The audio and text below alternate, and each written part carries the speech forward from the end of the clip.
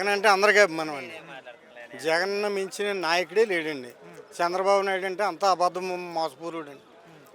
జగన్మోహన్ రెడ్డి చేసిన పనుల్లో చెప్పిన పనుల్లో చేసి పెట్టండి. ఒక్క పెన్షన్ తప్పించి రెండో పథకం ఏది తీసిరలేదండి ఇప్పటికి.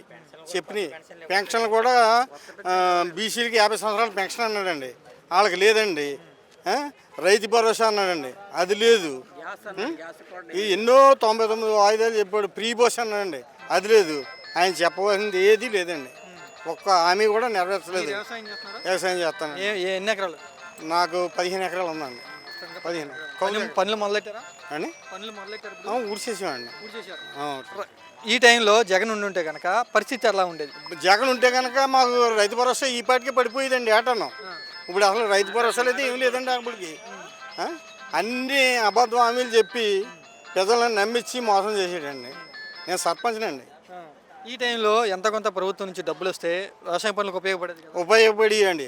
ఇప్పుడు అసలు ₹1 రైతు చేతిలో లేదు. దాని డబ్బే లేదండి. ఫస్ట్లో ఏదో వేసారు, లాస్ట్కి వచ్చేటప్పుడు దాని డబ్బు ఎక్కడిదక్కడ ఆగిపోయిందండి. మిల్లర్లను అడిగితే మాకేం తెలుస్తుంది, మేము చేయవలసిన పని చేస్తాం, వాళ్ళు కుడితే మీకు వస్తే మమ్మల్ని అడిగే పని లేదంటున్నారండి.